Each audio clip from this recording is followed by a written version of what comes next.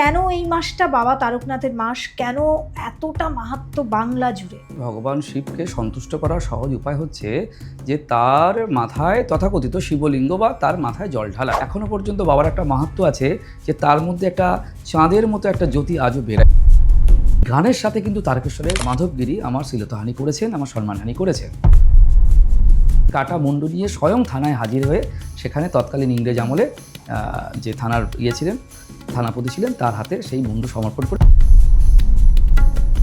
মাধবগিরি এবং সতীশগিরি এই গুরুচেলার বিরুদ্ধে তৎকালীন সময়ে দেশবন্ধু চিত্তরঞ্জন দাস, নেতাজি সুভাষচন্দ্র বসু এবং কাজী নজরুল ইসলাম তারা এই তারকেশ্বরে ধর্ণা দেন।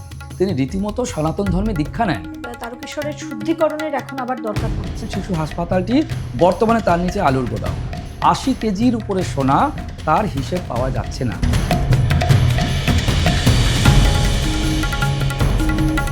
নমস্কার, মাইথোলজি বাই রেনেসার পডকাস্টের আরও একটা এপিসোডে আপনাদের সবাইকে স্বাগত। এটা বাবা তারকনাথের মাস, শ্রাবণ মাস, শিবের মাস। আর এই শিব মাসে আমরা যদি বাবা তারকনাথের কথা না বলি, তাহলে আমার এই যে ভক্তিমূলক চ্যানেল, যেখানে এতদিন ধরে আমরা নানান বিষয়ে কথা বলছি, তাহলে বোধহয় একটা বড় চ্যাপ্টার অসম্পূর্ণ থেকে যায়। তাই আজকে বাবা তারকনাথ নিয়ে আমি আলোচনা করব। আচ্ছা, এই বাবা তারকনাথ ধামের এমন কিছু রহস্য যা আপনারা জানেন না। বাবা তারকনাথকে নিয়ে প্রচুর ভিডিও এখন দেখুন, ইতিমধ্যেই কিন্তু ইউটিউবে একেবারে ভাইরাল হয়ে গেছে, সোশ্যাল মিডিয়ায় ভাইরাল হয়ে গেছে। কিন্তু এই বাবা তারকনাথ ধাম বা তারকেশ্বরের মন্দিরের সঙ্গে এমন অজানা কিছু চ্যাপ্টার রয়েছে যেটা আমাদের দেশের স্বাধীনতা সংগ্রামের সঙ্গেও যুক্ত। কিভাবে? হ্যাঁ, সেটাই আজকে আপনাদের জানাবো। এবং শুধু তাই নয়, বাবা তারকনাথের মন্দিরে তো আমরা সবাই যাই, মানে অন্তত একবার যাওয়ার চেষ্টা করি। কতজন পৌঁছতে পারি আর কতজন সঠিক নিয়মটা জানি বাবা তারকনাথের মন্দিরে যাওয়া বা কোনো মানত পূর্ণ হলে কি করব বা মানতটা কিভাবে করব, এগুলোতেই আমাদের আসল ভুলটা হয়ে যায়। আর আপনারা জানেন যে মাইথোলজি বাই রেনেসার সেই কাজটাই আপনাদের জন্য করে যাচ্ছে, যে সঠিক বিষয়টা আপনাদের সামনে উত্থাপন করানোর জন্য। তারকেশ্বর নিয়ে বলবার জন্য একদম আদর্শ একজন গেস্ট আমি পেয়ে গেলাম। আসুন তার মুখ থেকে আজকে শুনি তারকেশ্বর ধামের অজানা রহস্য। আর আজকের পডকাস্টে বলবার জন্য যিনি এসেছেন, আসুন প্রথমেই তার সঙ্গে পরিচয় করিয়ে দিই। আজকে আমার অত্যন্ত শ্রদ্ধেয় গেস্ট হলেন শ্রীমৎ জগৎগুরু অবধূতাচার্য ডক্টর সুন্দর গিরি মহারাজ। অনেক স্বাগত। হ্যাঁ, সবাইকে আপনার দর্শকদের স্বাগত। ওম ভ্রোম জুম স ওম তারকনাথায় নমঃ। জয় বাবা তারকনাথ। জয় বাবা তারকনাথ। কেমন আছেন বলুন? আমি ভালো আছি এবং চেষ্টা করছি বাবা তারকনাথের দরবারে সবাই ভালো থাকুক। একটু আপনার সম্পর্কে আমার দর্শকদের যদি আপনি বলেন, কারণ আজ প্রথম। আমার খুবই ক্ষুদ্র একটি পরিচয়। আমি অ্যাকচুয়ালি আমাদের বর্তমানে ভারতে এবং বিশ্বে 17 জন জগৎগুরু আছেন, তার মধ্যে 8 জন শৈব জগৎগুরু আছেন যারা শঙ্করাচার্য হিসাবে অভিহিত হন, এবং 5 জন বৈষ্ণবাচার্য জগৎগুরু আছেন। কিন্তু শাক্ত পরম্পরার জগৎগুরু হিসাবে আমাকে যে স্বীকৃতিটা দেওয়া হয়, জগৎগুরু অবধূত আচার্য, যেমন শঙ্কর ক্ষেত্রে শঙ্করাচার্য এরকম। এছাড়াও মহাশক্তি আখাড়া, এই আখাড়া যেটা সব শক্তিমতগুলোর আখাড়া, সেই আখাড়ার আমি পীঠাধীশ্বর। একই সঙ্গে বিশ্বের বলা যেতে পারে নথিভুক্ত পঞ্জীভূত হিন্দু অর্গানাইজেশন, প্রথম Hindu organisation the Hindu mission, তারও আমি বৈশ্বিক অধ্যক্ষ, গ্লোবাল প্রেসিডেন্ট। এটা হলো 1752 সালে প্রতিষ্ঠা হয়েছিল। তো এরকম বেশ কিছু পরিচয় আছে। এবং একই সঙ্গে হ্যাঁ, কালীঘাটেরও দায়িত্বে আছি। কালীঘাটের যে ট্রাস্ট আছে, একটি শ্রী শ্রী কালিকা মহাশক্তিপীঠম কালীঘাট ট্রাস্ট, তারও চেয়ারম্যান, এবং শ্রী শ্রী বাবা তারকেশ্বর ডেভেলপমেন্ট ট্রাস্ট, তারকেশ্বরের মানুষকে নিয়ে যে ট্রাস্ট, সেই ট্রাস্টেরও আমি চেয়ারম্যানের দায়িত্বে আছি। আর আমার মনে হয় এটা বাবা তারকনাথেরই অশেষ কৃপা যে আজকে খুঁজতে খুঁজতে আমি সত্যি ভেবেছিলাম যে এই এপিসোডটা বোধহয় করা সম্ভব হবে না, কিন্তু এটা বাবারই অলৌকিকতা। অবশ্যই বাবার কৃপা ছাড়া না হলে আপনি যেভাবে খোঁজ করেছেন, এবং আমারও মনে হয়েছিল যে মানুষের কাছে, মানুষের অনেক অজানা ইতিহাস আছে, তারকেশ্বরের কত বড় মাহাত্ম্য, সেটা মানুষকে জানানোর দরকার আছে। আমিও তো উপায় খুঁজছিলাম, সাধারণ মানুষকে তো জানাই, কিন্তু একটি চ্যানেলের মাধ্যমে যেরকম হাজার হাজার মানুষের কাছে পৌঁছে দেওয়া যায়, এটা আমার মনে হয় এটারও বাবার একটা অলৌকিক কৃপার একটা কৃপা। একদম। তাহলে এই পডকাস্টটা আসুন শুরু করি। আর শুরুতেই আরও একবার আমি বাবা তারকনাথের নাম নিতে চাইব। জয় বাবা তারকনাথ। জয় বাবা তারকনাথ। আমার প্রথম প্রশ্ন, বাবা তারকনাথ, এই মাসটা বাবা তারকনাথেরই মাস। হুম এই মাসটার মাহাত্ম্য কি, মানে কেন এই মাসটা বাবা তারকনাথের মাস, কেন এতটা মাহাত্ম্য বাংলা জুড়ে? একদম। আমরা জানি যে শিবপুরাণে আমরা পাই, এছাড়া স্কন্দ পুরাণেও পাই, এবং বাংলা শুধু না, ভারতবর্ষের একাধিক পুরাণে আমরা এই শ্রাবণ মাসের মাহাত্ম্যটা পাই। অ্যাকচুয়ালি ভগবান শিবকে যারা আরাধনা করেন তারা 3টি বছরের 3টি দিনকে বা 3টি মাসকে খুব তাৎপর্যপূর্ণ বলে মনে করেন। একটা হলো এই শ্রাবণ মাস, আর আরেকটি হলো শিবরাত্রি, এবং আরেকটি হলো আমাদের জ্যৈষ্ঠ মাসে আমাদের গরমের মধ্যে একটি হয়, সেখানে একটি মেলা হয় সমস্ত ভারতবর্ষের সমস্ত জায়গায়, যেটাকে গাজন বলা হয়। হুম, কোথাও বোলান গানও গাওয়া হয়, এই সমস্ত সংস্কৃতি। তো শ্রাবণ মাসে অ্যাকচুয়ালি আমরা মনে করি যে ভগবান শিবকে সন্তুষ্ট করার সহজ উপায় হচ্ছে যে তার মাথায় তথাকথিত শিবলিঙ্গ বা তার মাথায় জল ঢালা। তো যে শ্রাবণ মাস বৃষ্টির দিন, শ্রাবণ মাসের এমন একটা দিন যায় না যখন বৃষ্টি হয় না। তো সেই কারণে তারা মনে করে যে এই বৃষ্টি হওয়ার সাথে এই শ্রাবণ মাসে কোথাও না কোথাও প্রকৃতির তার বৃদ্ধি ঘটে, প্রকৃতি পুষ্ট হয়, এবং প্রকৃতি পুষ্ট হওয়ার সাথে সাথে যিনি এই প্রকৃতি বা মায়ার যিনি অধীশ্বর, মায়াধীশ স্বয়ং শিব, তাকে যদি আমরা জলদান করি, অর্থাৎ প্রকৃতিকে পুষ্ট করার জন্য, তাহলে বাবা মহেশ্বর খুশি হবেন। ঠিক একই কারণে কিন্তু শ্রাবণ মাসে শুধুমাত্র বাবার আরাধনা হয় না, এটা আমাদের কামাখ্যাতে যে আমাদের অম্বুবাচী, সেটাও কিন্তু শ্রাবণ মাসেই শুরু হয়, এই একই কারণে। আমার এর পরের প্রশ্ন যে আপনি বললেন যে শ্রাবণ মাস কেন শিবের এত প্রিয়, আমার মনে হয় এটাই প্রথম আমরা শুরু করলাম। কিন্তু তারকেশ্বরের তো একটা রহস্য, একটা মাহাত্ম্য, একটা আলাদা পর্যায়, যেখানে লাখো ভক্ত এই সময় আমরা দেখেছি যে বাঁকে জল নিয়ে তারা ছুটে যায় শুধুমাত্র একবার বাবার কাছে, বাবার মাথায় জল ঢালবে বলে। কিন্তু তারকেশ্বরের তো নিশ্চয়ই একটা ইতিহাস রয়েছে, এত মানুষের যে আকর্ষণ এই মাসে কেন? অন্যান্য শিব মন্দিরেও আমি জানি যে সেখানেও শিবের মাথায় জল দেওয়া হয়, শিবলিঙ্গের মাথায় জল ঢালা হয়, শ্রাবণ মাসটা শিবেরই মাস, কিন্তু তারকেশ্বরের জন্য এটা কেন এত ইম্পর্টেন্ট? তারকেশ্বরের যদি ইতিহাস আলোচনা করতে হয়, সেটা অত্যন্ত প্রাচীন, এবং এটা শুরু করতে হবে আমাকে 1600 শতক থেকে, যখন দিল্লির মুঘল সাম্রাজ্যের শাহজাহান রাজত্ব করছেন, এবং তার যে সুবেদার, অযোধ্যার সুবেদার, তার নাম ছিল মকরমত খান। তো তার সুবেদারের আন্ডারে তার অধীনে অনেকগুলো সেনাধ্যক্ষ ছিলেন। একজন ছিলেন কেশব হাজারি। হাজারি কথাটা বলা হয়, যে হাজার সৈন্যের সেনাধ্যক্ষ হন তাকে বলা হতো হাজারি। তো এই কেশব হাজারি যে এই সুবেদার মকরমত খানের সেনাধ্যক্ষ ছিলেন, তিনি হিন্দু ছিলেন বলে মকরমত খান অত্যন্ত কট্টর একজন মুসলিম ছিলেন, এবং তিনি কেশব হাজারিকে তাকে ইসলাম ধর্ম গ্রহণ করতে বলেন। সেটা তার পক্ষে সম্ভব ছিল না। তখন তিনি তার 2 পুত্র, তার মধ্যে একজন হচ্ছে ভারমল্ল হাজারি এবং আরেকজন হচ্ছে বিষ্ণুপ্রসাদ হাজারি। বিষ্ণুপ্রসাদ বড় ছিল এবং তখন বালক ছিল ভারমল্ল।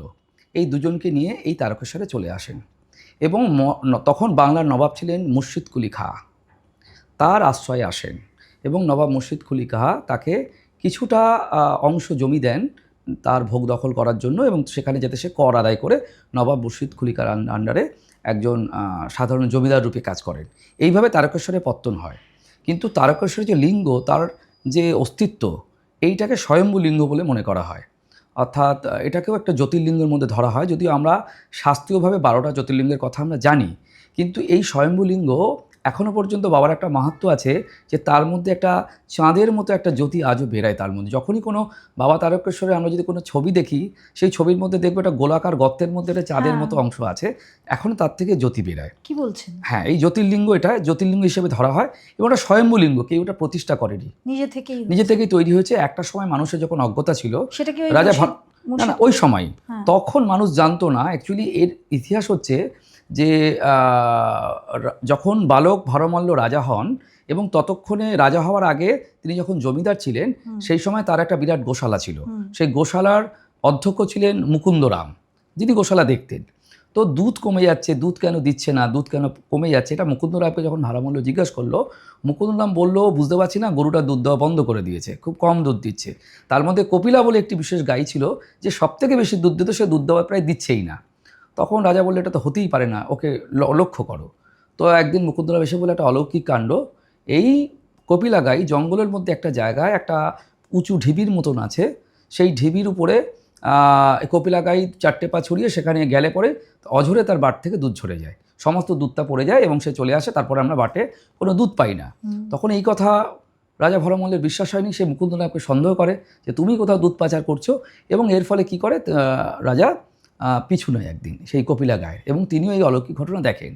দেখার পর তার আগে পর্যন্ত ওই ঢিবিতে লোকে মনে করতো এটা একটা পাথরের ঢিবি, সেখানকার স্থানীয় মানুষেরা সেখানে ধান ঝাড়ার কাজ করতো, এবং এর জন্য দেখা যায় যে বাবা তারকেশ্বরের বা তারকনাথের মাথায় একটা গর্তর মতন রয়েছে, ডেবে গেছে, এবং এটা তখন থেকে বিশ্বাস যে ধান ঝাড়তে ঝাড়তে বাবার মাথায় এই গর্তটি হয়ে গিয়েছে। তো এটার একটা লোকগাথা আছে, কিন্তু মূল ঐতিহাসিকভাবে বোঝা যায় যে এইটা রাজা ভরমল্ল এই পরবর্তী সময় এখানে মন্দির নির্মাণ করেন, মানে উনিই করেন প্রতিষ্ঠাতা হিসাবে রাজা ভরমল্লকে ধরি। কিন্তু এইটা যে সময়সীমাটা বলা হয় সেইটা যেটা মন্দিরের গায়ে লেখা আছে আর যেটা আমরা সাধারণত বিভিন্ন ইন্টারনেট বা অন্য কোথাও আমরা দেখতে পাই, দুটোর মধ্যে অনেক তফাৎ আছে। 1643 সাল মন্দিরের গায়ে, মানে আমাদের যে রাজবাড়ি আছে তার সেখানে লেখা আছে 1643 সালে রাজা ভরমল্ল এই মন্দিরটি নির্মাণ করেন, বর্তমান যেটাকে আমরা দেখছি। কিন্তু এইটা তার আগে দুবার সংস্কার হয়েছে, অর্থাৎ তারও আগে প্রাচীন। কিন্তু আমরা সাধারণত যখন তথ্য খুঁজতে যাই কোনো ইন্টারনেটে, আমরা 1729 বা এরকম 39 এরকম একটা সময়সীমা পাই, যেটা ঐতিহাসিকভাবে সত্য নয়। তো এরকম অনেক অলৌকিক ঘটনা বাবার প্রতিষ্ঠার সঙ্গে লেখা আছে বা জনশ্রুতি হিসাবে পরিচিত আছে। তো এর সঙ্গে শুধুমাত্র রাজা ভরমল্লর পরে এখানে প্রথম যিনি মহন্ত হিসেবে নির্বাচিত হন, যার অধীনে তিনি হচ্ছেন আমাদের ঋষিকেশ থেকে ধূম্রগিরি মহারাজ, যে আমি দশনামী সম্প্রদায় গিরি সম্প্রদায়ে আমি যে রয়েছি, বিলং করি, সেই গিরি সম্প্রদায় ধূম্রগিরি মহারাজ, তিনি প্রথম তারকেশ্বরের প্রামাণিকভাবে প্রথম মহন্ত হচ্ছে ধূম্রগিরি মহারাজ।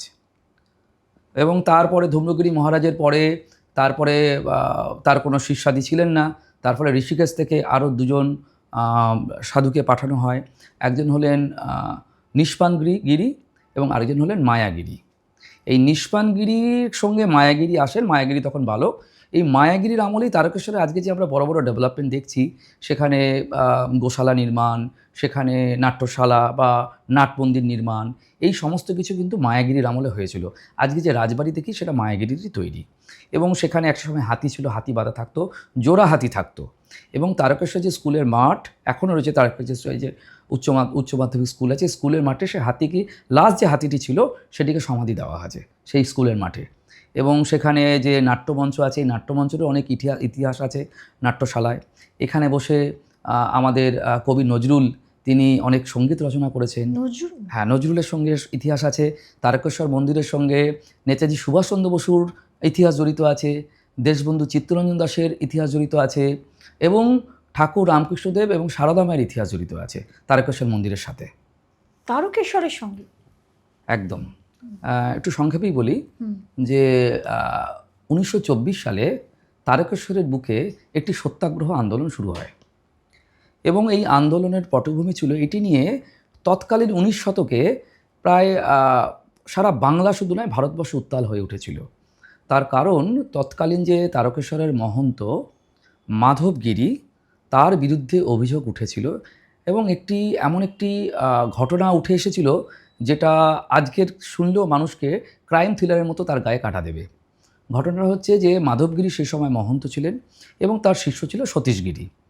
মাধবগিরি মহন্ত থাকাকালীন সেইখানে নবীন বন্দ্যোপাধ্যায়, এক ভদ্রলোক, তিনি তার একটু বয়স হয়েছিল, কিন্তু তিনি একজন অল্প বয়সী একটি কন্যাকে বিবাহ করেন যার নাম এলোকেশী বন্দ্যোপাধ্যায়। তো এলোকেশীর বয়স মাত্র 16 বছর ছিল, এবং নবীন বন্দ্যোপাধ্যায় তার কাজের সুবাদে কলকাতাতে ছাপাখানায় কাজ করতেন, তাই মাসের অধিকাংশ দিনই তিনি কলকাতাতে থাকতেন।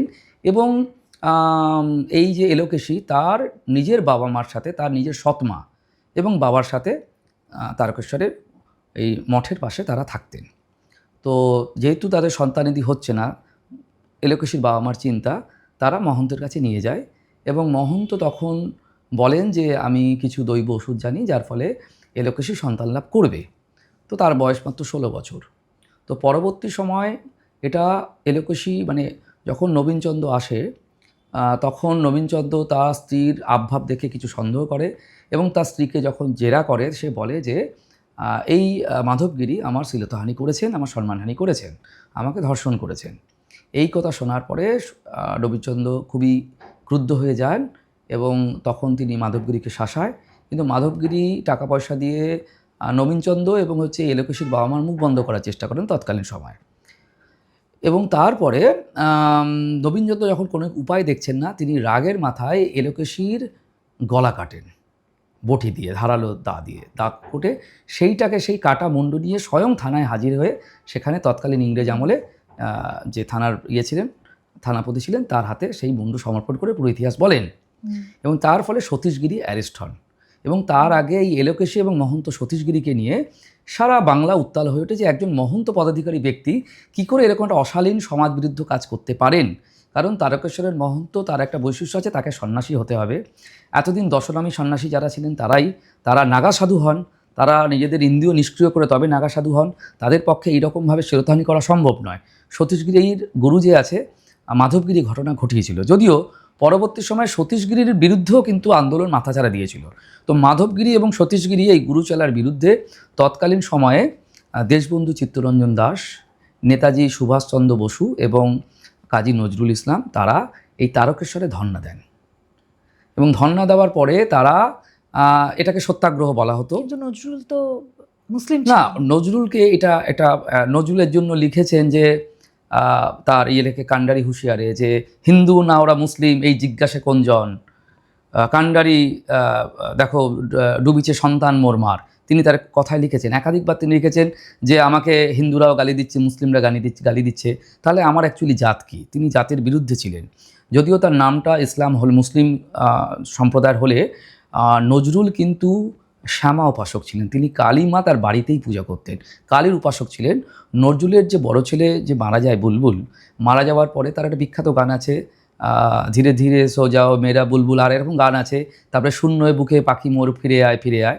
তো এই যে যখন শোকাতুর ছিলেন তখন যোগী বরদাচরণ মজুমদার তার সাথে সাক্ষাৎ হয় এবং বরদাচরণ মজুমদারের কাছে তিনি রীতিমতো সনাতন ধর্মে দীক্ষা নেন এবং কালী মন্ত্রে দীক্ষা নিয়ে কালী সাধনা করেন নজরুল। এবং তার পরবর্তীতে আমরা দেখতে পাই আমার কালো মেয়ের পায়ের তলে দেখে যা আলোর নাচন, তারপরে হচ্ছে এলোকেশী রূপে আয়, এরকম কয়েকশো গান, প্রায় 500-র উপর শ্যামা সঙ্গীত। তারপরে তার হচ্ছে ভগবান কৃষ্ণকে নিয়ে তার সঙ্গীত, যেটাকে আমরা পদাবলীর মতন আমরা মনে করি। তো নজরুলের যা তার যে সাহিত্য এবং তার যে কাব্য রচনা আছে, গীতি রচনা আছে, নজরুল গীতি, তার সিংহভাগ জুড়েই তো হিন্দু দেবদেবীর বর্ণনা। তাকে আমরা কি করে তথাকথিত ইসলামের সাথে জড়াতে পারি? তো নজরুলকে আমরা সেই দৃষ্টিতে দেখি না। যেরকমভাবে আমরা ডক্টর এপিজে আব্দুল কালামকে তাকে আমরা তার মধ্যে ইসলামী যে রীতিনীতি তার আমরা কোনো রকম ছায়াপাত দেখতে পাই না। তাহলে তিনি জেহাদ করতেন, তাহলে তো তিনি কাফেরদের কাটার জন্য তাহলে তিনি বোম্বেতে নামতেন, এরকম তো মানসিকতা দেখি না। তো এই আমার দৃষ্টিতে নজরুল অসাম্প্রদায়িক ছিলেন, নজরুল এবং হিন্দু মনোভাবাপন্ন ছিলেন। এবং তিনি প্রমীলা দেবী যাকে বিয়ে করেছেন তিনিও হিন্দু, সেটাও তার জীবনে একটা ছায়া রেখেছে। এবং এই সত্যাগ্রহকে কেন্দ্র করে কিন্তু একটা বিরাট একটা ঘটনা আছে। নজরুলের একাধিক গান আছে, কিন্তু মূলত 3টি গান, তার মধ্যে একটি হচ্ছে কারার ওই লৌহ কপাট, ভেঙে ফেল করলের লোপাট। এই যে বিখ্যাত গান, যেটা তৎকালীন স্বাধীনতা সংগ্রামে একটা মুখ্য ভূমিকা রেখেছিল, এই গানের সাথে কিন্তু তারকেশ্বরের এই সত্যাগ্রহ 1924 সালে, তারকেশ্বর 1924 সালের এই যে সত্যাগ্রহ আন্দোলনের সরাসরি সম্পর্ক আছেন। যখন এই মাধবগিরির বিরুদ্ধে অর্থাৎ এলোকেশী এবং মহন্ত মাধবগিরির মধ্যে যে মামলা চলছে, যাতে নবীনচন্দ্র যে হচ্ছে এলোকেশীর স্বামী, সে যাতে মুক্তি পায়, সেটার জন্য এই সত্যাগ্রহ আন্দোলন। এবং তার পরবর্তী সময় আন্দোলন দীর্ঘদিন চলেছিল।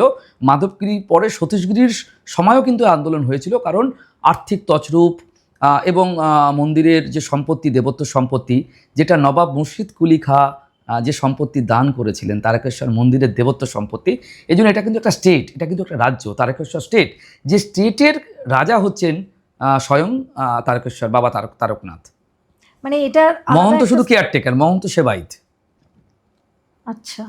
তো সেই সেবায়িত যখন ঈশ্বরের সেবা ছেড়ে নিজের আত্মসেবায় অর্থ তছরূপ করেন, নিজের আত্মসেবায় তিনি বিলাসিতায় ভোগে তিনি যখন নিজেকে ব্যস্ত রাখেন, এবং আমার মনে হয় আজকের দিনে তা দাঁড়িয়েও এই অভিযোগ থেকে বা নিজেকে এই সমস্ত বিষয়গুলো থেকে এখনো পর্যন্ত আমরা একেবারে দৃষ্টি সরিয়ে নেব সেরকম ঘটনাও নয়।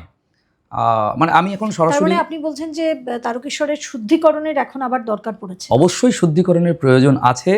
আমি শ্রী বাবা তারকেশ্বর ডেভেলপমেন্ট ট্রাস্টের পক্ষ থেকে আমি একটা জিনিস জানাতে চাই পরিষ্কারভাবে।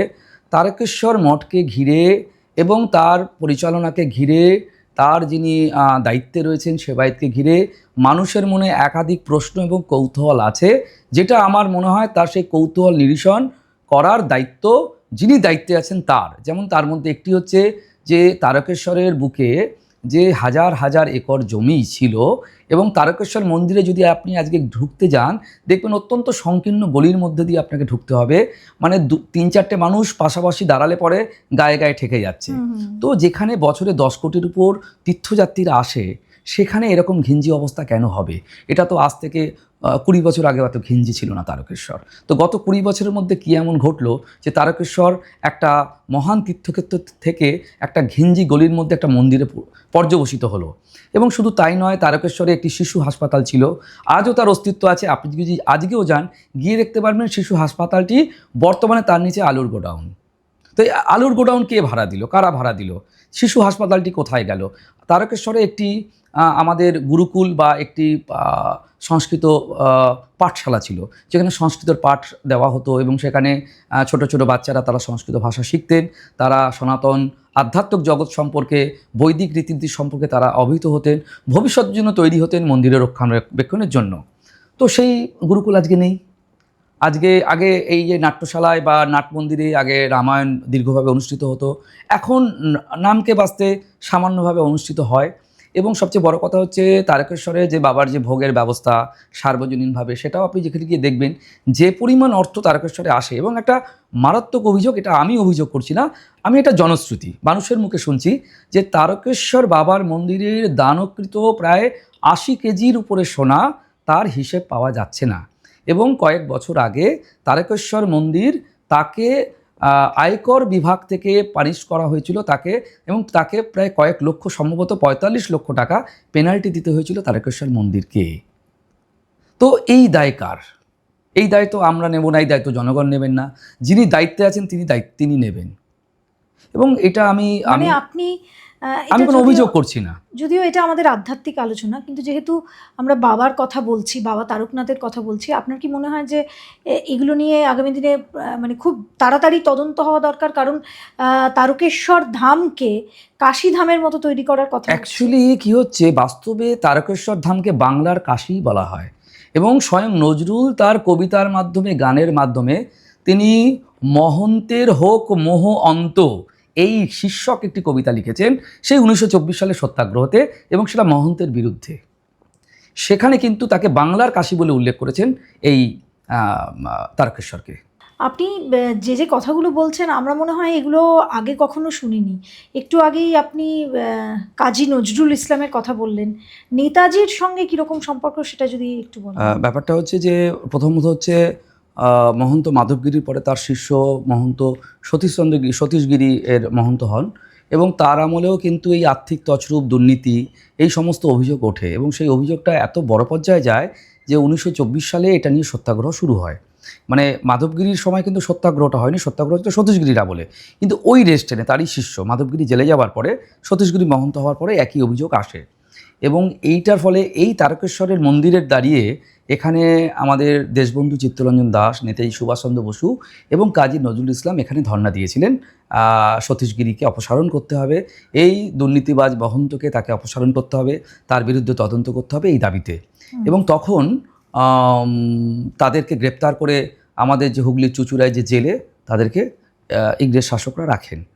এবং সেইখানে সেই কারাগারে বসে নজরুলের এক বিখ্যাত কবিতা, মানে বাসন্তী দেবী, দেশবন্ধু চিত্তরঞ্জন দাসের যে স্ত্রী বাসন্তী দেবী, জানেন বাসন্তী দেবী কলেজ, তিনি নজরুলকে অনুরোধ করেন যে তাদের একটি পত্রিকা আছে, সেই পত্রিকায় একটি লেখা দিতে হবে, কবিতা দিতে হবে। তখন নেতাজি এই নজরুল ওই জেলের মধ্যে বসে বিখ্যাত কবিতা লেখেন, কারার ওই লৌহ কপাট ভেঙে দে করলে লোপাট, রক্তজবার শিকল ভাঙা পাষাণ বেদী, এই বিখ্যাত গানটি ওখানে বসে রচনা করেন। তারকেশ্বরের সঙ্গে এর সরাসরি সম্পর্ক। এবং শুধু এটুকু নয়, নজরুল এর সঙ্গে আরও দুটি একটি গান রচনা করেন। একটির নাম হচ্ছে জাগো পঙ্কজিনী। পঙ্কজিনী বলতে পঙ্ক বা পাক থেকে উদ্ভব হয়ে যে দেবী লক্ষ্মী উদ্ভব হয়েছেন, যিনি তারকেশ্বরের অধিষ্ঠাত্রী যে মা কালী, তাকে বন্দনা করে এইটা লেখেন, তাকে জাগতে বলেছেন নারী শক্তির উত্থান হয় যাতে নারীদের বিরুদ্ধে যেন অত্যাচার না হয়, এইটার উপর তিনি প্রতিবাদ করেছিলেন। এই সতীশচন্দ্র গিরি এবং মহন্ত মাধবগিরির বিরুদ্ধে। এবং আরেকটি তিনি কবিতা লিখেছিলেন, সেটার নাম হচ্ছে মহন্তের মোহ অন্তের গান। মহন্তের যাতে মোহ অন্ত হয় সেই গান লিখেছিলেন। সেটা আমি পরে বলবো। তার আগে একটু ছোট্ট করে বলে নিই যে ঠাকুর রামকৃষ্ণদেবের সঙ্গে কিন্তু তারকেশ্বরের একটা খুব গভীর সম্পর্ক আছে।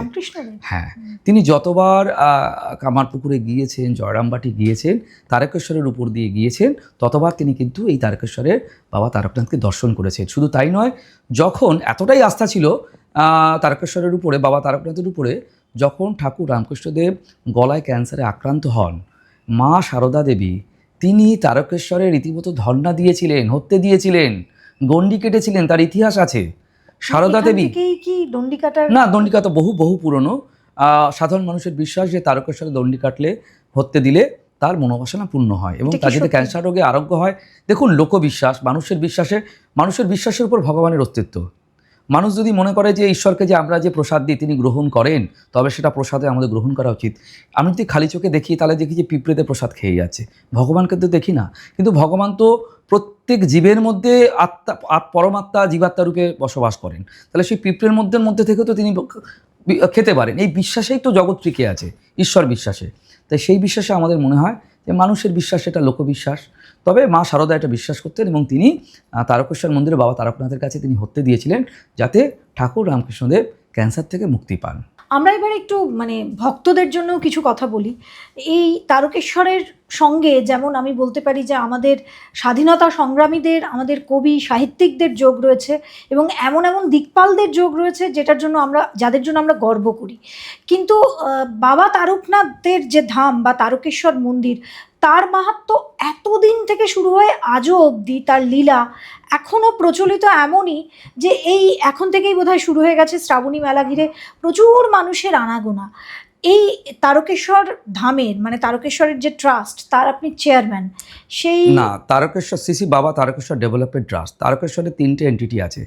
একটা হলো সরকারের তরফ থেকে তারকেশ্বর ডেভেলপমেন্ট অথরিটি, আরেকটি হলো যে এটা হচ্ছে স্টেট একটি, বাবা তারকেশ্বর যার মালিক, সেখান থেকে এই স্টেটের যিনি কেয়ারটেকার আছেন মহন্ত। আরেকটি হচ্ছে তারকেশ্বর যারা পুরোহিত মণ্ডলী আছে, পুরোহিত যারা আছে তাদের একটা মণ্ডলী আছে, এটা একটা কমিটি আছে। আর আমরা তারকেশ্বর সার্বিকভাবে জনগণের মধ্যে দিয়ে যে কমিটি, সেটা হচ্ছে শ্রী বাবা তারকেশ্বর ডেভেলপমেন্ট ট্রাস্ট। তারকেশ্বর এবং তার আনুষঙ্গিক ব্যাপারে যাতে সেটা সরকারকে চাপ দেওয়া যায়, সরকারকে অনুরোধ করা যায় কিভাবে তার উন্নয়ন হবে, তারকেশ্বরকে কীভাবে সাজিয়ে তোলা যায়, তাই তারকেশ্বর সাধারণ মানুষ এই ট্রাস্টের অংশ। আমি সেই ট্রাস্টের চেয়ারম্যান। ও আচ্ছা, তো সেক্ষেত্রে আপনারা তো একেভাবে কি বলবো, সংযুক্ত এই মন্দিরের সঙ্গে। আপনি একটু অলৌকিকতা বলুন বা ঐশ্বরিক বিষয় আপনি নিজে কখনো প্রত্যক্ষ করেছেন? হ্যাঁ, দেখুন, আমি ঈশ্বর বিশ্বাসী মানুষ বলেই তো আজকে আমি গেরুয়াধারী সর্বত্যাগী সন্ন্যাসী এবং জগৎগুরু পদে আছি। তো কথা হলো যে বিশ্বাস, ঈশ্বর স্বয়ং বেঁচে থাকেন ভক্তের বিশ্বাসের উপরে। তো সেইখানে তারকেশ্বরের অলৌকিক কীর্তি যদি বলি তাহলে অন্তত 2-4 ঘন্টাও কম পড়বে। আমার রাতের পর রাত বলতে হবে। লাখো লাখো হাজার হাজার কোটি কোটি মানুষ, 10 কোটির উপর মানুষ সারা বছর ধরে তারকেশ্বরে আসেন এই 3টি সময়ে। বিশেষ করে শ্রাবণী মেলা সারা বছর ধরে আসেন, কিন্তু শ্রাবণী মেলায় বা আমাদের যে জ্যৈষ্ঠ মাসে যে মেলাটা হয় এবং যে আমাদের শিবরাত্রি, আমরা সেখানে স্থান দিতে পারি না। ওই যে বললাম, অত্যন্ত সংকীর্ণ রাস্তা হয়ে গিয়েছে, অধিকাংশ জায়গাকে লিজ দিয়ে দেওয়া হয়েছে, দোকান বসিয়ে দেওয়া হয়েছে কমার্শিয়ালি, এগুলো অর্থ রোজগার করার জন্য। যে কারণে, এবং সেটা শুধুমাত্র সিপিএম আমলে বলবো না, তার বারবারন্ত 90 ভাগ হয়েছে তৃণমূল আমলে। এবং সেটা আমাদের দুর্ভাগ্য যে মুসলিমরা তথাকথিত মূর্তি পূজার বিরুদ্ধে বুতপরস্ত, অর্থাৎ মূর্তি যেখানে থাকবে তাকে ভেঙে গুড়িয়ে দাও, এই নীতিতে বিশ্বাসী করেন, তাদের একজন প্রতিনিধি যিনি বলেছিলেন মিনি পাকিস্তান তৈরি করবেন পশ্চিমবঙ্গকে, সেই জনাব ফিরাদ হাকিমকে তারকেশ্বরের মাথায় তার যে তারকেশ্বর ডেভেলপমেন্ট বোর্ডের চেয়ারম্যান করা হয়েছিল। এটি কারা করেছিল? তো এগুলো তদন্ত হওয়া দরকার আছে, যারা এই দায়িত্ব নিয়ে এসেছিল তাকে। সেখানে তো মন্দিরে যে অথরিটি আছে যারা, তাদের অনুমতি ছাড়া তো এটা হতে পারে না। তারপরে আমাদের মতন যারা সাধারণ মানুষ যে আমরা ট্রাস্ট তৈরি করেছি, আমাদের প্রবল বিরোধিতায় এটাকে সরকার প্রত্যাহার করতে বাধ্য হয়। তো এইরকম তারকেশ্বরের অনেক ঘটনা আছে, বাস্তব ঘটনা যেরকম বলছি, অলৌকিক ঘটনা। মানুষের বিশ্বাস আছে যে ওখানে অনেকে মনে করে যে আমি যদি যারা সন্তানহীনা নারী মা যারা আছেন, তারা সেখানে সন্তান কামনায় যান এবং তাদের আশা পূরণ হয়। এবং একই সাথে সেখানে অনেকে আছে রোগ ব্যাধি নিয়ে যান, সেখানে তারা মুক্ত হন। এবং এই বিশ্বাস আছে তারকেশ্বরের দুধপুকুরের তার অলৌকিক ক্ষমতা আছে। এই দুধপুকুরে স্নান করলে এবং বাবার কাছে যদি তার মানত করা হয়, বাবার কাছে যদি তার নিজের অভিলাষা পূরণের জন্য পুজো দেওয়া হয়, তবে বাবা ভক্তদের তাদের বাঞ্ছা বা ইচ্ছা পূরণ করেন। এটা এতটাই প্রবল বিশ্বাস। দেখুন, যদি না ফলে মানুষ কেন বিশ্বাস করবে? যদি এটা যদি না মিলতো, বাবা যদি সাড়া না দিতেন, তাহলে তো এত বিখ্যাত তারকেশ্বর হতো না। এবং এতদিন ধরে এবং তারকেশ্বরের উপরে দুটি সিনেমা হয়েছে। একটা বহু পুরনো সিনেমা আছে যেটি তুলসী চক্রবর্তী তিনি অভিনয় করেছেন, তিনি সম্ভবত পরিচালকও ছিলেন। আর একটা অতি আধুনিক, যেটা 70-এর দশকের জয় বাবা তারকনাথ, যেখানে আমরা বিশ্বজিৎ এবং সন্ধ্যারা আমাকে দেখি যে বিখ্যাত ভোলে বাবা পার করে, একদম তুমি পাথর কিনা তার করো তার প্রমাণ, হ্যাঁ, আজ তোমার পরীক্ষা ভগবান। তো ভগবান তো প্রতি মুহূর্তে ভক্তের কাছে পরীক্ষা দেন, সেই পরীক্ষায় উত্তীর্ণ হন বলেই তো আবার আমরা ভিড় জমাই তার দরবারে। তাই তারকেশ্বরের মাহাত্ম্য শুধুমাত্র সামান্য পডকাস্টের মাধ্যমে, সামান্য কিছু মুহূর্তের মধ্যে দিয়ে আমরা কিন্তু ব্যক্ত করতে পারবো না। বাবার মহিমা অসীম। মানুষের বিশ্বাস, শুধু বিশ্বাসটা বাস্তবে সেটা ফলে। সেই মহিমার উপর ভরসা রেখে যেভাবে সত্যাগ্রহ আন্দোলন হয়েছিল, মহন্ত কে সরিয়ে সেটা সফল হয়েছে। তো আপনি বলছেন যে আজকের দিনেও একটা ঘটনা রয়েছে যেটা আপনি এই মুহূর্তে সামনে আনতে হয়তো পারছেন না, কিন্তু এত বড় একটা ধামের মাহাত্ম্য তো রয়েছে। সেই মাহাত্ম্য আমি তো তারকেশ্বরে, তো ধরুন আমার তারকেশ্বরে এটা বলা যেতে পারে আমার দ্বিতীয় আশ্রম। আমার কালীঘাটে আমার যে আশ্রম আছে সেটি ছাড়াও আমি তারকেশ্বরে মোটামুটি মাসের, যদি আমি থাকি এখানে পশ্চিমবঙ্গে, মাসের 30 দিনের মধ্যে 20 দিনই আমি তারকেশ্বরে বাবার কাছে আমি অবস্থান করি। বাবার প্রতি আমার যে গভীর টান, যে আধ্যাত্মিক চেতনা আমি নিজের মধ্যে ফিল করি, আমি অলৌকিকতা অনুভব করি। আমি ওখানে গেলে আমার যে পথ চলি তার শক্তি আমি বাবার কাছ থেকে পাই। তো সেই শক্তি, সেই বিশ্বাসে মানুষের সাথে যোগাযোগ হয়। মানুষেরা আমাকে প্রতিবাদ করেন, বলেন যে আপনি সর্বত্যাগী, আপনি নির্ভীক। সন্ন্যাসের প্রথম গুণ হচ্ছে ঈশ্বর ছাড়া কাউকে সে পরোয়া করবে না, ঈশ্বর ছাড়া কাউকে সে ভয় করবে না, আর ঈশ্বরকে ভয়ও করবে না, কারণ সন্ন্যাসী তো কোনো অন্যায় করেন না, ভয় করতে যাবেন কেন? তাই যিনি নির্ভীক সন্ন্যাসী, তিনি কেন প্রতিবাদ করবেন না? সেই তাগিদে আমার মনে হয় প্রতিবাদ করা উচিত। কারণ মানুষ মনে করে তারকেশ্বরের মধ্যে অনেক রহস্য আছে। বিশেষ করে তারকেশ্বরের যে দুধপুকুরের মাহাত্ম্যের কথা এক্ষুনি বললাম, এই কিছুদিন আগেও কিন্তু তারকেশ্বরের দুধপুকুরে তথাকথিত যে দায়িত্বে আছেন বা যারা দায়িত্ব আছেন তাদের সঙ্গে মিলে প্রশাসনিক ব্যক্তিরা, তৃণমূলের কিছু ব্যক্তি মিলে সেই দুধপুকুরে মাছ চাষ করতেন। এইটা স্থানীয় মানুষেরা আমাকে জানিয়েছেন যে প্রতিবাদ করেন, এই পুকুরে মাছ চাষ হচ্ছে, যেখানে সত্যি মিথ্যা জানি না, এটা তো তদন্ত সাপেক্ষ। আমি শুধু মানুষের কথা তুলে ধরছি। আপনি তো যান সেখানে? আমি যাই গিয়ে দেখি সেখানে পাশে একটি বিরাট বড় 3 তলা একটি বিল্ডিং করা হয়েছিল, পুকুরের পাশে আজও আছে, যেটিকে তৎকালীন সময় আমি জিজ্ঞেস করাতে আমাকে জানানো হয়েছিল যে এটি হচ্ছে দুধপুকুরে যে জল আছে তাকে পরিশুদ্ধ করার, ওয়াটার পিউরিফিকেশনের জন্য এটা একটা তৈরি করা হচ্ছে জায়গা। কিন্তু যেরকম হয়, পুরো তারকেশ্বর বাবার মন্দির পর্যন্ত সম্পূর্ণভাবে একটা মিশনারিদের যে কালার, বিশেষ করে মিশনারিজ অফ চ্যারিটি যে কালার, নীল সাদা রং, মমতা ব্যানার্জি আপনারা জানেন যে তার সঙ্গে মাদার টেরেজার সংস্থার কী সম্পর্ক, তো সেই রং মাদার টেরেজা যে ব্যবহার করেন, ক্রিশ্চানিটির যে রং, ক্রিশ্চানিটি প্রচারের যে রং নীল সাদা রং, সেই নীল সাদা রঙে কিন্তু তারকেশ্বর মন্দিরকে রঞ্জিত করা হয়েছিল। তো আমি যদি তারকেশ্বরের মহন্ত হই, প্রথমে আমি প্রতিবাদ করব। আমি তো সন্ন্যাসী, আমার মধ্যে নির্ভীকতা। নীল সাদা রং ছিল না একদম শুরুতে। দেখুন, সনাতনের রঙই হচ্ছে গৌরিক রং, গেরুয়া রং। আজ যে রংটা আমি ধারণ করেছি, গেরুয়া রং ত্যাগের প্রতীক। সন্ন্যাসী মানে তিনি সর্বত্যাগী হবেন। তিনি যদি কোনো সন্ন্যাসীকে আমি দেখি তিনি 60 লাখ 70 লাখ টাকা দামের গাড়ি নিয়ে ঘুরছেন, তার বৈধ অবৈধ সম্পত্তি চারিদিকে ছড়িয়ে ছিটিয়ে আছে, শোনা যাচ্ছে 7-8টা করে তার ফ্ল্যাট বাড়ি আছে বিভিন্ন জায়গায়, তখন তো মানুষের মনে প্রশ্ন আসবেই। এবং একজন সন্ন্যাসী হিসাবে সনাতন হিন্দু ধর্মের আমার এটা কর্তব্য যে সরকারের কাছে এটা পৌঁছে দেওয়া, যে এটা তদন্ত সাপেক্ষ ব্যাপার। যদি এরকম মানুষের মনে প্রশ্ন এসে থাকে তবে এর সঠিক তদন্ত হওয়া উচিত। তো এবং এই তদন্ত সত্যাগ্রহ ছিল আজকের নয়। দেখুন, সেই ত্রেতা যুগে রামচন্দ্র সেখানে সীতাকে সাধুর ছদ্মবেশে রাবণ ছলনা করে নিয়ে গেছিল বলে আজও সাধুরা কলঙ্কিত, সাধুর ছদ্মবেশে নিয়ে গেছিল। আপনার কি মনে হয় কলিযুগে সব সাধুই সাধু? সাধুকতার অর্থ আলাদা। সাধু মানে তাকে যে গেরুয়া পড়তে হবে, তাকে যে পূজা আর্চার মধ্যে থাকতে হবে তা নয়। আমাদের শাস্ত্রীয় পরিভাষায় সাধনায়তে পরহিতায় ইতি সাধু, যে পরের মঙ্গলের জন্য কিছু চেষ্টা করে চলেছেন তিনি সাধু। আমার দৃষ্টিতে আমাদের প্রধানমন্ত্রী নরেন্দ্র দামোদর দাস মোদী সাধু। তিনি তার 24 ঘন্টার মধ্যে 18 ঘন্টাই তিনি ব্যয় করছেন আমাদের জন্য, আমরা কি করে ভালো থাকি, আমার দেশ কীভাবে সুরক্ষিত থাকে তার জন্য। আমার কাছে রতন টাটা একজন সাধু, তিনি তার সমস্ত জীবন ব্যয়িত করেছেন এই ক্ষেত্রে।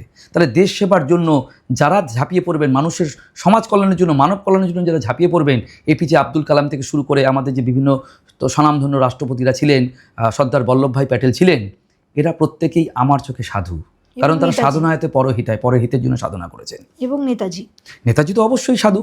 আর তাই নিয়ে অবশ্য বিতর্ক আছে যে আমাদের গুমনামি বাবা সাধু কি সাধু নয়, তবে তিনি তো সাধু জীবনী যাপন করেছেন, তিনি তো মানুষের জীবন সমর্পিত করেছেন।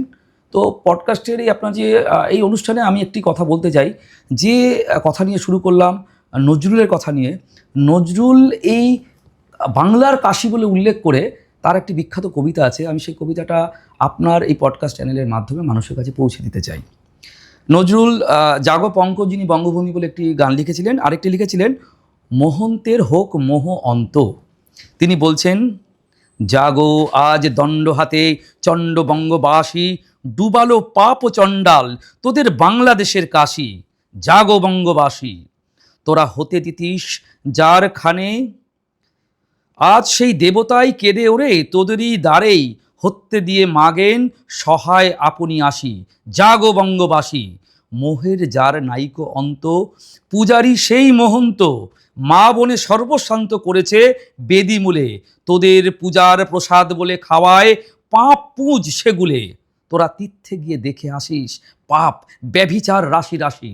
জাগো বঙ্গবাসী, পুণ্যের ব্যবসাদারি চালায় সব এই ব্যাপারী, জমাচ্ছে হাঁড়ি হাঁড়ি টাকার গাড়ি, ঘরে ছাই ছাই মেখে যে ভিখারি শিব বেড়ান ভিক্ষা করে, ওরে তার পূজারি দিনে দিনে ফুলে হচ্ছে খোদার খাসি। জাগো বঙ্গবাসী, এইসব ধর্ম মাগি দেবতারে করেছে দাগি, মুখে কয় সর্বত্যাগী। ভোগ নরকে বসে সে যে পাপের ঘণ্টা বাজায়, পাপী দেব দেউলে পশে।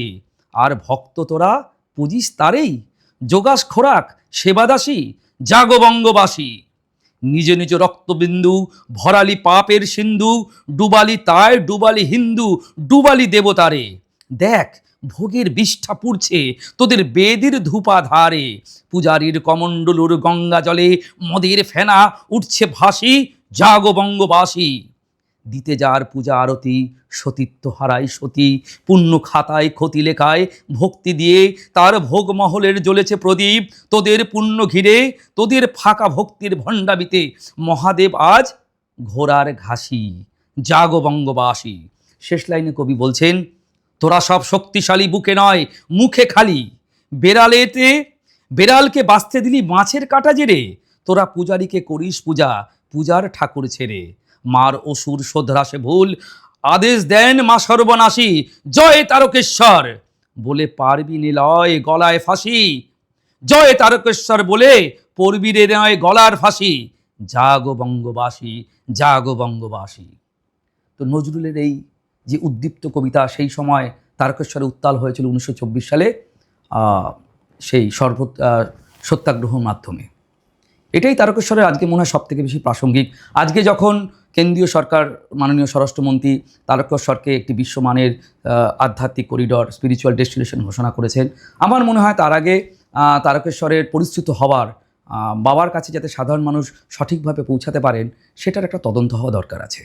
আপনি যদিও এটা আমাদের আধ্যাত্মিক আলোচনা, আমি সেদিকে যাবই ভক্তকুলের জন্য, কিন্তু তার আগে ছোট্ট করে একটু জানতে চাইবো যে সরকারের প্রতিনিধি তো সেখানে রয়েছে, এই যে বিজিত দল, মানে সরকার তো 2 মাস এসেছেন, সরকার 2 মাস এসেছেন, প্রতিনিধির সঙ্গে কথা বলেছিলেন। সমস্যা হচ্ছে যে সরকার যে দ্রুত কাজ করছেন, কারণ সরকার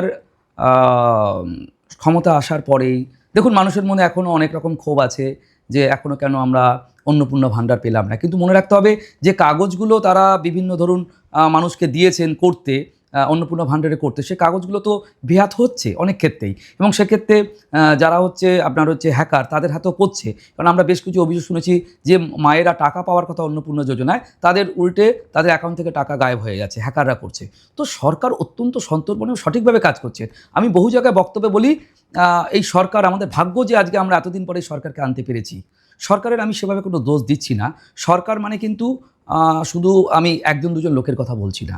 আমার মনে হয় যে আমি এই বার্তা আপনাদের মাধ্যমে আমাদের সরকারের প্রধান মুখ, আমার অত্যন্ত প্রিয় আমার নেতা, আমাদের মাননীয় মুখ্যমন্ত্রী শুভেন্দু অধিকারীর কাছেও পৌঁছে দিতে চাই যে তারকেশ্বর নিয়ে যে কথাগুলো উঠছে, আজকে শ্রাবণ মেলা হচ্ছে, আমিও তার একটি অংশ। আমি খুব আনন্দের সাথে এটা আমি গ্রহণ করছি এবং আমার আমন্ত্রিত আমি যাব। কিন্তু তার সাথে আমার মনে হয় আমি এখানে দীর্ঘকালীন থাকায় যে আমার যে অভিজ্ঞতা, সাধারণ মানুষের যে প্রশ্নগুলো, সেই প্রশ্নগুলোরও নিরসন হওয়া দরকার আছে আজকে তারকেশ্বরে, তবেই সেটা বিশ্বমানের হয়ে উঠবে। আপনি বাবা তারকনাথের অলৌকিকতা নিয়ে বলছেন এবং এই অলৌকিকতার সঙ্গে বারবারই আগের প্রাচীন বলবো না, বেশ কিছু বছর আগের যে সত্যাগ্রহ আন্দোলন বা একটা অনিয়মের কথা আসছে, বর্তমানে আসছে এবং একাধিক যে এই যে বারবার অভিযোগ আসছে, কিন্তু আবার এগুলোকে ক্লিন করে দেওয়ার কাজে বাবার যে ক্ষমতা বা অলৌকিকতা সেগুলোও কাজে আসছে। তো বাবা তারকনাথ ধাম এমন একটা, তারকেশ্বর এমন একটা জায়গা, আপনি কি কোথাও খুব কনফিডেন্ট এবং একজন আধ্যাত্মিক জগতের জগৎগুরু হয়ে আপনার কি মনে হয় যে বাবা নিজের ক্ষমতা বলেই তার ধামকে সর্বজনের জন্য উন্মুক্ত করবেন এবং নিজে এই যে নানান দুর্নীতির অভিযোগ আসছে সেগুলোকে দেখুন, আমি তো, এটা আমার বিশ্বাস নয়, এটা তো ঘটতে চলেছে। কারণ দেখুন, আজকে আমাদের মাননীয় স্বরাষ্ট্রমন্ত্রী তারকেশ্বর সম্পর্কে তার যে মতবাদ, তিনি এটাকে একটা বিশ্বমানের একটা আধ্যাত্মিক তীর্থক্ষেত্র হিসাবে গড়ে তুলতে চাইছেন। তো এটা তো বাবা, এটা তো আমি বলবো না যে আমি করছি বা স্বরাষ্ট্রমন্ত্রী তিনিও দাবি করছেন না তিনি করছেন। কোথাও না কোথাও বাবা তারকেশ্বরের এটা তো মহিমা। তিনি মানুষের কাছে পৌঁছাতে চান, শুধুমাত্র বাংলাভাষীর কাছে নয়, তিনি বিশ্ববাসীর কাছে পৌঁছাতে চান। তার জন্য তো এগুলো ঘটনাগুলো ঘটছে এবং আমি এটা বলবো যে এটা খুব প্রয়োজন। কারণ দেখুন, তারকেশ্বরের মানুষের একটা তাদের অভিমান আছে। তারকেশ্বরে পরপর দুবার আমাদের মাননীয় প্রধানমন্ত্রী নরেন্দ্র মোদী গেলেন, কিন্তু একবারও তিনি তারকেশ্বর মন্দির, বাবা তারকেশ্বরের দর্শন করলেন না। এইটা যখন আমি আমার পরিচিত মহলে যখন প্রশ্ন করেছি, রাজনৈতিক মহলে, তারা বলেছেন তারকেশ্বরে এত ঘিঞ্জি রাস্তা, বাস্তবেও যেখানে 4-5টা মানুষ একসঙ্গে চললে গায়ে গায়ে ঠেকে যায়, সেখানে প্রধানমন্ত্রীর মতন একজন ব্যক্তিত্বের তার যে সিকিউরিটি প্রোটোকল, সেটা তো সাংঘাতিকভাবে সেটাকে আমাদের কম্প্রোমাইজ করতে হবে। সেটা তো কোনোভাবে করা সম্ভব নয়। শুধুমাত্র সিকিউরিটি রিজনের কারণে প্রধানমন্ত্রীর ব্যক্তিগতভাবে ইচ্ছা আছে, তার জন্য তিনি দুবার তিনি তারকেশ্বরে পৌঁছেছেন কিন্তু মন্দিরে পৌঁছাতে পারেননি। তাহলে এই দায়িত্ব এটা তো আমাদেরকে নিতে হবে, যাতে আগামী দিনে প্রধানমন্ত্রী তারকেশ্বর মন্দিরে আসেন এবং করিডোরের উদ্বোধন করেন। তার জন্য তারকেশ্বরকে বিস্তৃত করতে হবে। আমি যদি এখন তারকেশ্বর প্রত্যেকটা গলিখুঁজি আমি যদি এখন লিজে দিয়ে দিই ব্যবসায়িক গ্রুপে বা বিক্রি করে দিই, তাহলে তো প্রধানমন্ত্রী আসতে পারবেন না তারকেশ্বর মন্দিরে। তারকেশ্বরে জল ঢালার নিয়মটা কি? কোনো বিশেষ নিয়ম আছে? না, একমাত্র দেবাদিদেব মহাদেব, তিনি সমস্ত দেবতার আদিদেব এবং বিশ্বের সবথেকে প্রাচীন যদি দেবতা মানে গড কনসেপ্ট পাওয়া যায়, যেমন ইন্দোনেশিয়া 11,000 বছরের পুরনো শিবলিঙ্গ পাওয়া গেছে। লিঙ্গ মানে প্রতীক, জ্ঞান। তো বাবা জ্ঞানরূপে বিরাজমান সমস্ত জায়গায়। তো জ্ঞান চর্চা করার জন্য, বাবাকে ভক্তি করার জন্য, বাবার প্রতি সমর্পিত হওয়ার জন্য একমাত্র শিবই এমন একজন ভগবান যাকে শম্ভু বলা হয়। তিনি সমস্ত অবস্থাতেই তিনি কল্যাণ করেন, তার আরেক নাম কল্যাণ সুন্দর। তো তার কোনো তথাকথিত নিয়ম নেই। কেউ যদি মনে করে যে বাবাকে শুধুমাত্র সামান্য জল দেবেন, বাবা গঙ্গা জলে, তাতেই সন্তুষ্ট। কেউ যদি মনে করেন তার সঙ্গে একটু ফুল বেলপাতা দেবে, তাতেই সন্তুষ্ট। কেউ যদি মনে করেন যে না, আমি পঞ্চগব্য দিয়ে বাবাকে আমি বরণ করব, বাবাকে আমি পূজা করব, সেটা তিনি করতে পারেন। তো এই যে সিদ্ধি কথাটা বলা হয়, অনেক কথা আমরা লৌকিকভাবে আমরা ওয়ার্ড টু ওয়ার্ড নিয়ে নিই, তার অন্তর্নিহিত অর্থ ধরি না। সিদ্ধি মানে কি? সিদ্ধি ভাঙ, বাবা সিদ্ধি ভাঙ, বাবা কি গাঁজাখোর, অনেক গান আছে। তো ব্যাপারটা হচ্ছে এটা তা নয়। ব্যাপারটা হচ্ছে সিদ্ধি বলতে এখানে আধ্যাত্মিক সিদ্ধির কথা বলা হয়েছে, নাকি সিদ্ধি ভাঙ মানে তথাকথিত নার্কোটিক্সের কথা বলা হচ্ছে, তা বলা হচ্ছে না।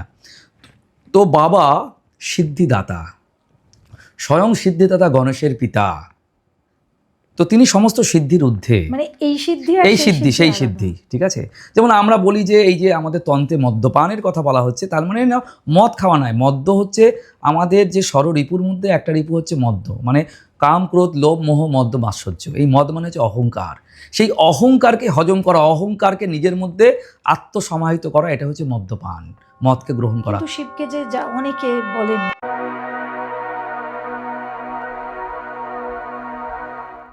না, একেবারেই এটা বাবার বিরুদ্ধে একটা সাংঘাতিক মিথ্যে অভিযোগ। শিব কিন্তু গাঁজা গ্রহণ করেন না, গঞ্জিকা সেবন করেন না। গঞ্জিকাটা মনে করতে হবে এটা আমাদের সমস্ত সনাতন হিন্দু ধর্মের প্রতীক আকারে বলা হয়েছে। আপনারা যে গঞ্জিকা যে কলকেটা দিয়ে টানা হয়, এই কলকেটার একটা মাথা আছে, নিচে একটা ফুটো আছে। তো আমাদের যে মানব দেহ, এর যে মাথা, এই মাথায় সবসময় কাম, ক্রোধ, লোভমোহ, মদমাশ্চর্যের আগুন জ্বলছে, মানে আপনি বলছেন এগুলো প্রতীক? প্রতীক। এবং তার নিচে এই যে কুণ্ডলিনী শক্তি, আমার যে মূলাধার চক্র একদম মেরুদণ্ডের শেষ প্রান্তে, সেখানে যতক্ষণ না সেখান থেকে আমি টান দেই, বায়ুকে উত্থিত করি, প্রাণ শক্তিকে উত্থিত করি, সেখান থেকে টান দিলে কি হয়, মস্তিষ্কের যে ওজঃ শক্তি বা প্রাণ শক্তি সেটা মূলাধার চক্রে এসে পৌঁছায়। এটাই কিন্তু গাঁজাতে কলকে দিয়ে গাঁজাকে টানা। এর মধ্যে ভেতরে প্রতীকী ব্যাপার আছে, সাধনার তত্ত্ব লুকিয়ে আছে, সত্যিকারের গাঁজা খাওয়া নয়। আমাদের সনাতন ধর্মে প্রত্যেকটি শ্রেণীর জন্য, যে যারা উচ্চ শ্রেণীর সাধক তাদের জন্য একরকম মানে সান্ধ্য ভাষা, আবার যারা একদম নিম্ন শ্রেণী, যারা কিছু বুঝবে না, তাদের জন্য লৌকিক ভাষায় লেখা হয়েছে। যেটা রামায়ণ মহাভারত থেকে শুরু করে সমস্ত কিছুই এই সান্ধ্য ভাষায় লেখা, যেটা জ্ঞানী মানুষদের জন্য দিনের আলোর মতো পরিষ্কার, কিন্তু অজ্ঞানীদের জন্য রাতের মতো অন্ধকার। সন্ধ্যা, আলো অন্ধকার দুইই আছে। তো বাস্তবে বাবা তারকনাথ বা কোনো শিবের কোনো মন্দিরই, সেখানে বাবার গাঁজা খাওয়ার কোনো রেকর্ড বা ইতিহাস বা কোনো রকম এরকম পৌরাণিক কাহিনী পাওয়া যায় না। তারকেশ্বরে কি নিয়ে গেলে বাবা খুব প্রসন্ন হন? ভক্তি। একটা কথায় উত্তর, শুধু ভক্তি চান, ঈশ্বর শুধু ভক্তিতে সন্তুষ্ট। তিনি আর কোনোদিনই সমর্পণ চান, যে যা কিছু আমাকে দিচ্ছিস কোনোটাই তো তোর নয়। গঙ্গা জল কি তুই সৃষ্টি করেছিস? ফুল কি, গাছের কি বেলপাতা তুই সৃষ্টি করেছিস? তুই কি আকন্দ ফুল ফল তুই তৈরি করেছিস? নাকি ওই যে গরুর বাটে দুধ, তার থেকে যে দই তৈরি হচ্ছে, তার থেকে যে মিষ্টি তৈরি হচ্ছে, যা যা আমরা নিয়ে যাই ঈশ্বরের কাছে সমর্পণ, সবই তো তারই সৃষ্টি। তিনি বলছেন আমার জিনিস, তুই গঙ্গা জল দিয়ে গঙ্গা পুজো করছিস, আমার জিনিস দিয়ে আমায় পুজো করছিস, তোর যেটা নিজস্ব, তোর মন, তোর ভক্তি, তোর সমর্পণ, সেটুকু আমাকে দে। আমরা সেটাকে নিয়ে ব্যবসা করি, না না সব দেবো, আমরা মন দেবো না। এবং দেওয়ানার মধ্যে একটা ব্যবসা থাকে, আমি তোমাকে এই ফুল জল বেলপাতা দিলাম, আমার ছেলের জন্য চাকরি হয়ে যায়, আমার মেয়ের জন্য বিয়ে হয়ে যায়, চাহিদা, দেওয়া নেওয়ার সম্পর্ক। কলিযুগে যারা সন্ন্যাসী, কলিযুগে যারা আমি বলতে পারি মিডিয়েটর, ভগবান এবং যারা ভক্ত, তার মাঝখানে সেতু বন্ধনের যারা কাজ করেন, যারা অ্যাঙ্কার বলতে পারে, হ্যাঁ, তারাও, তাদের বিরুদ্ধেও বহু অভিযোগ ওঠে। কেন? এটা কি প্রিডেস্টাইন, মানে আগের থেকেই ঠিক? আপনি যদি আমাদের পুরাণে যান, সেখানে দেখবেন যে সেখানেও কিন্তু মুনিমঞ্চ মতিভ্রম, মুনিদেরও মতিভ্রম হয়। স্বয়ং মুনি ঋষিদের মতিভ্রমের বহু ইতিহাস আপনি পাবেন সেখানে। আপনি বিশ্বস্যবা পুরুরবা কিংবা শকুন্তলার জন্ম ইতিহাস, উর্বশী, ব্রহ্মার, এরকম অনেক ইতিহাস পাবেন। তবে এই ইতিহাসগুলো কিন্তু লোকশিক্ষার জন্য। বাস্তবে যে মুনিদের সত্যি মতিভ্রম হয়েছিল কিনা তার কোনো অকাট্য প্রমাণ নেই। তবে এই গল্পের মাধ্যমে মানুষের কাছে, মানুষকে লোকশিক্ষার জন্য অনেক কিছু তুলে ধরা হয়। যেমন ধরুন আমি ইংরেজি সাহিত্যে যদি বলি যে একটা খ্যাকশিয়াল আঙুর ক্ষেতের পাশ দিয়ে যাচ্ছিল, সে হঠাৎ করে আঙুর খেতে চাইলো, লাভ দিল, পেলো না, তখন বললো গ্র্যাপস আর শাওয়ার, আঙুর ফল টক। আমরা কি তখন প্রশ্ন করি, আচ্ছা শেয়াল কি ইংরেজি ভাষায় কথা বলে? তাকে সে বলতে পারে গ্র্যাপস আর শাওয়ার? সে কি কথা বলতে পারে? এবং ইংরেজি ভাষায় কথা। তো এটা যেমন আমরা প্রশ্ন তুলি না, এটা আমরা একটা শিক্ষামূলক গল্প হিসেবে নেই। পুরাণের গল্পগুলো শিক্ষামূলক গল্প হিসেবে আমাদের নেওয়া উচিত। সেটা আক্ষরিকভাবে হিন্দু ধর্মে এটা ঘটেছিল, হিন্দু ধর্মে ব্রহ্মার সঙ্গে তার মেয়ে সরস্বতী ঘটেছিল, এর সব কিছুর পেছনে রূপক আছে, অনেক মহান বিজ্ঞান এবং অনেক বেশি তার ভিতরে অন্তর্নিহিত অর্থ আছে, যেগুলো সাধারণ মানুষের কাছে তত বেশি প্রকাশিত নয়, সাধকদের কাছে প্রকাশিত। অন্য কোনো সময় পডকাস্টে এগুলো নিয়ে আমরা আলোচনা করতে পারবো। একদম। আমি এর পরের প্রশ্ন আপনাকে করব, যে এই যে বাঁকে করে জল নিয়ে যায় এবং কত দূর দূর থেকে মানুষ আসে, সুসজ্জিত বাঁক, তারকেশ্বর, এবং শ্রাবণ মাস মানেই এগুলো আমাদের চোখের সামনে ভাসে। আসলে শ্রাবণ মাসটাই, এই যে আমি যে বললাম যে সারা বছর ধরেই আসে, তার মধ্যে শ্রাবণ মাসটা বেশি, সবথেকে বেশি। এটার কি আলাদা? এটা ডিফারেন্সটা কোথায়? ভক্তের ভগবানের প্রতি যে সমর্পণ, কষ্ট, খালি পায়ে, আমরা তো মনে করলে আমি গাড়ি নিয়েও যেতে পারি, কিন্তু এই যে আগে যে খালি পায়ে আসতো কলকাতা থেকে, দূর দূর থেকে, এমনকি ঝাড়খণ্ড, বিহার, উড়িষ্যা, মধ্যপ্রদেশ থেকে খালি পায়ে আসতো, হেঁটে আসতো তারা বাঁক কাঁধে নিয়ে। আজও যারা, যাদের কাভারি বলা হয় হিন্দি ভাষায়, যারা জল নিয়ে আসে, শুধুমাত্র বাবাকে এই সমর্পণ, যে বাবা আমি তোমাকে ভালোবাসি বলে তোমাকে আমি কিচ্ছু সাধন বলে, সাধনের একটা অংশ হচ্ছে কিচ্ছু সাধন, নিজের শরীরকে কষ্ট দেওয়া ঈশ্বরকে সন্তুষ্ট করার জন্য, মানে শরীরের বোধ লুপ্ত করে আধ্যাত্মিক বোধে উন্নীত হওয়া, যদি আমি সুন্দরভাবে বলতে চাই। এটার জন্যই এই বাঁক কাঁধে তারা নিয়ে আসেন, কারণ ভারী ভারী কলসি দু হাতে নিয়ে আসা সম্ভব নয়, হাত ধরে যেতে পারে, বাঁক মাটিতে কোথাও মানে হাতের জিনিস তো রাখতে হবে কোথাও, কিন্তু বাঁক কাঁধে থাকলে বাঁকটা গাছের ডালে আগেকার দিনে বা কোথাও আমরা বিশ্রাম নিতে পারি, যাতে মাটিতে না কলসটা স্পর্শ করে, তার জন্য তারা কিচ্ছু সাধন করেন। এরাই তো সাধক, সাধারণ মানুষদের সাধারণত এটাই। শিবকে দুধ না জল কোনটা আগে দেওয়া উচিত?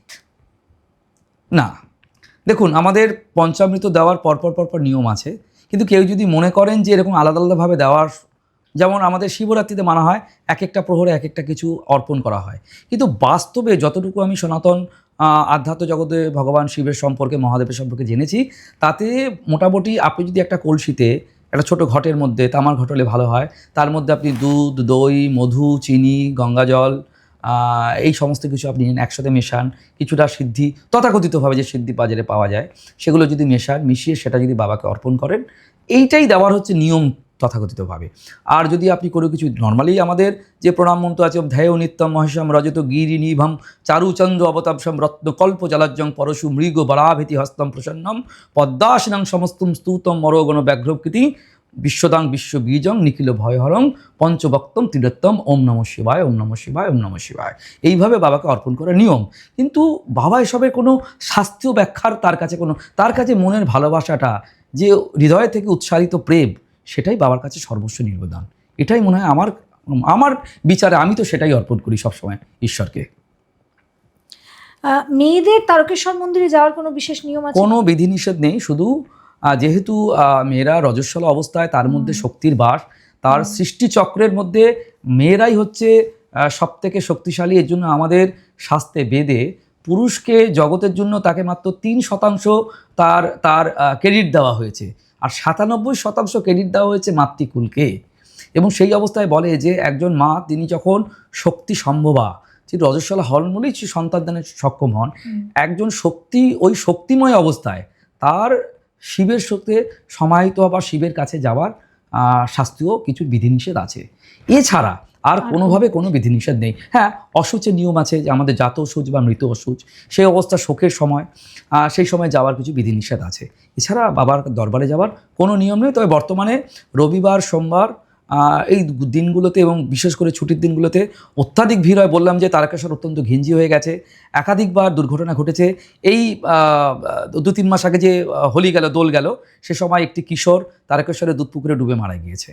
তো আমার মনে হয় প্রশাসনের এটা দেখা উচিত, যাতে এই তারকেশ্বরকে, কারণ আগামী দিনে যখন করিডোর হতে চলেছে, আরও, এখন তো শুধুমাত্র বাংলা এবং তার আশেপাশের মানুষ 10 কোটি মানুষ আসছে সারা বছর ধরে, তখন তো 50 কোটি 100 কোটি মানুষ আসবে, তখন কি হবে? সেইভাবে তারকেশ্বরকে গড়ে তুলতে হবে। এবং এই যে বর্তমান অবস্থা, যে শিশুটি মারা গেল, তারপরে মানুষ প্রায় পদপিষ্ট হতে হতে চলে, যারা পুজো দিতে যান, তার মধ্যে এই সময় বিশেষ করে শ্রাবণ মেলা বা আমাদের যে চৈত্র মেলা এবং সময়, আমাদের শিবরাত্রির সময়, আপনাকে বলছি 2 দিন 3 দিন লাইনে দাঁড়িয়ে অনেকে পুজো দিতে পারেন না। 40% মানুষ পুজো না দিয়ে বাইরে থেকে জল ঢেলে বাবাকে মন থেকে শ্রদ্ধা নিবেদন করে চলে যেতে হয় তাদেরকে। এই অবস্থার জন্য দায়ী কারা, সেটাও তো প্রশাসনের ভেবে দরকার। আগের প্রশাসন করে গেছে এটা, কিন্তু আমাদের তো সেটা পরিশ্রুত করতে হবে, আমাদের তো সেটাকে সঠিক করতে হবে। এত মানুষের চাপ, সেটার জন্যই তো মানুষের চাপ যাতে আরও না বাড়ে, ভবিষ্যতে এরকম দুর্ভাগ্যজনক ঘটনা না ঘটে, সেটা তো সরকারকে জানানোর দায়িত্ব আমাদের মতো, যাদেরকে আমাদেরকে বিশ্বাস করে সাধারণ মানুষ, সন্ন্যাসী, তারাই তো পৌঁছে দেব। শিবলিঙ্গকে স্পর্শ করা বা তারকেশ্বরের, না, এটা আগে স্পর্শ করতে দেওয়া হতো। এটা কোনো নারী বা পুরুষের কোনো ভেদাভেদ নেই। তবে বাবার ঘরে ঢোকার নিয়ম হচ্ছে, সেখানে কিন্তু কোনো শুধু একটি সেলাইবিহীন অঙ্গবস্ত্র, মানে খালি গায়ে ঢুকতে হয়। এই কারণে আমাদের যে যোগী আদিত্যনাথ, আজকে তাকে হিন্দু হৃদয় সম্রাট বলা হয়, সারা বিশ্বে তার নাম, তিনিও কিছুদিন আগে আমাদের তারকেশ্বর মন্দিরে পুজো দিলেন। পুজো দেওয়ার সময় কিন্তু তাকে একটি বস্ত্রেই ঢুকতে হয়েছিল। গায়ে উত্তরীয় নিতে পারেন, কিন্তু কোনো সেলাই করা বস্ত্র নিয়ে বাবার ঘরে কিন্তু ঢোকা যাবে না। তো যে কারণে, এবং বাবাকে স্পর্শ করা যাবে না।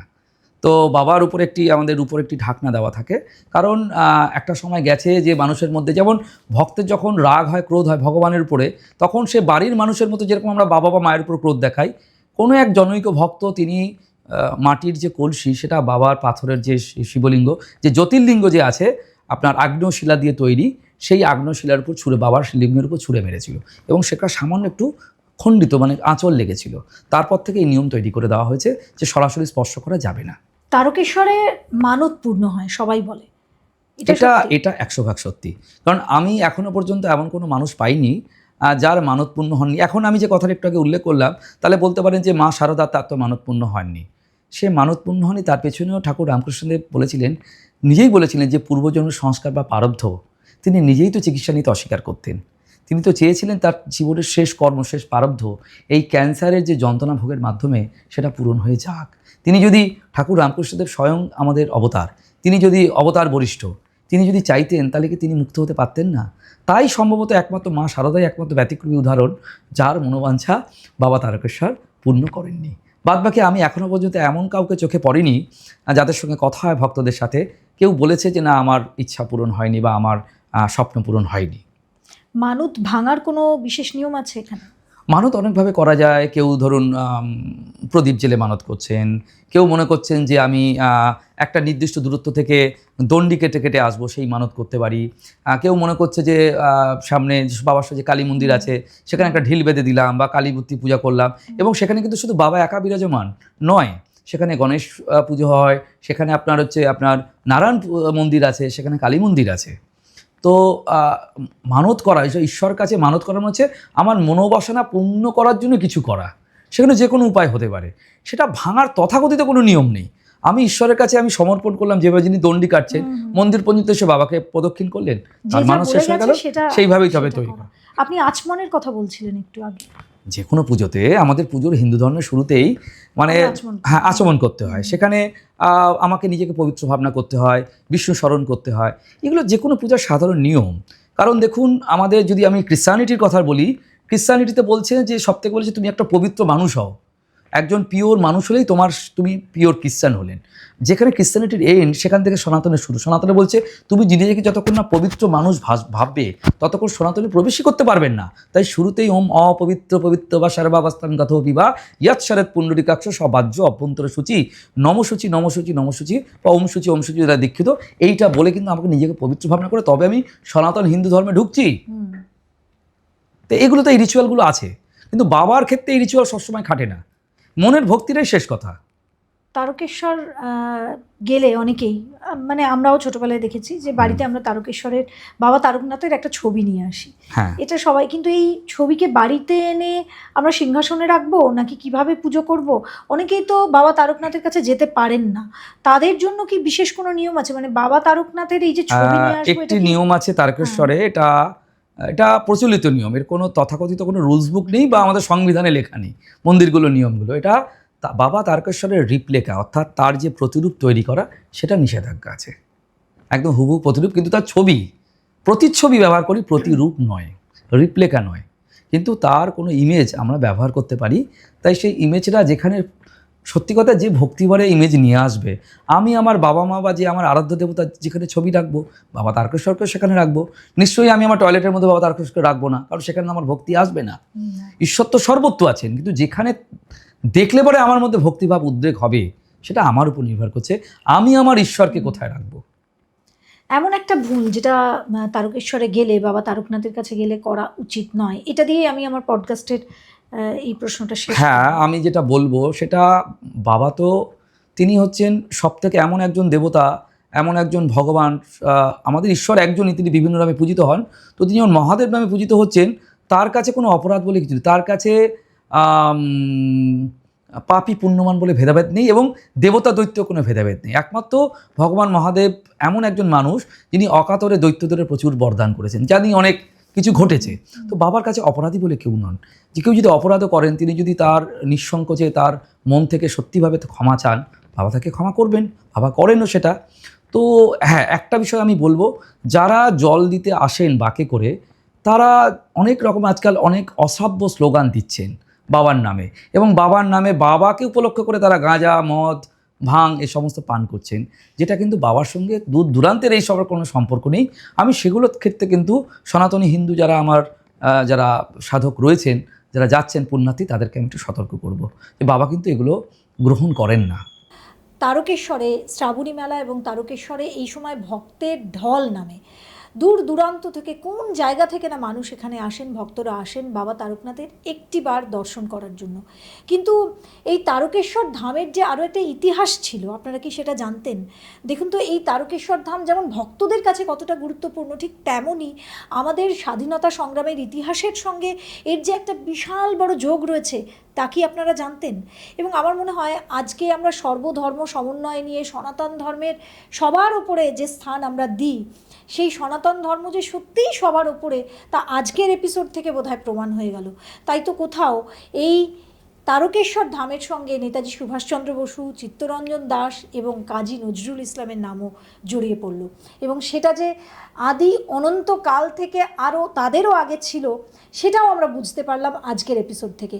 আপনারা কি এই ইতিহাসটা জানতেন? আর এবার যখন তারকেশ্বর ধামে যাবেন, যে যে নিয়মগুলো আমরা এখানে আলোচনা করলাম, সেটা সম্পর্কেও কি জানতেন? আমাকে জানাতে ভুলবেন না। জানাতে হলে কি করতে হবে? কমেন্ট সেকশন খোলা আছে, সেখানে গিয়ে কমেন্টে অবশ্যই আপনারা লিখবেন আপনাদের মতামত। তবে এটা কোনো রাজনৈতিক চর্চার জায়গা নয়, এটা একেবারে আমার ধর্মীয় চ্যানেল। কিন্তু ধর্ম যখন সংকটে পড়ে, তখন তাকে উদ্ধার করার জন্য ভগবান শ্রীকৃষ্ণ বলুন, ভগবান শিব বলুন, তারাই আমাদের শিখিয়েছেন যে মুখ খুলতে হয়, কারণ সেটা ঈশ্বরই, ভগবানই আমাদের সেই শক্তি বা শিক্ষা দিয়েছেন।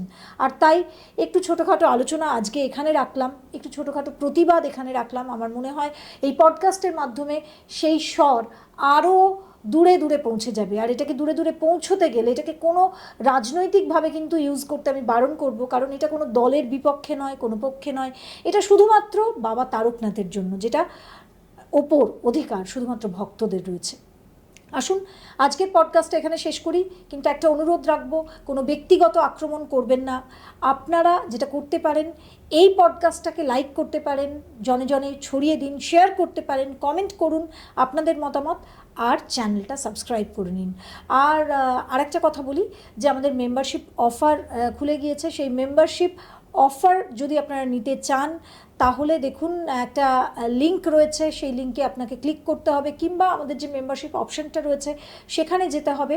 আর সবশেষে একটা কথা খুব চটজলদি বলে দিই, যে আমাদের কিন্তু বেশ কিছু কোর্স বা আরও বিষয়ের আসছে আগামী দিনে। সেগুলো যদি আপনারা নিতে চান, তাহলে অবশ্যই আমাদের একটা লিঙ্ক শেয়ার করা থাকবে, এই কমেন্ট সেকশনেই পিন করা থাকবে, সেখানে ফর্ম থাকবে, সেই ফর্মটা ফিল আপ করে দিন।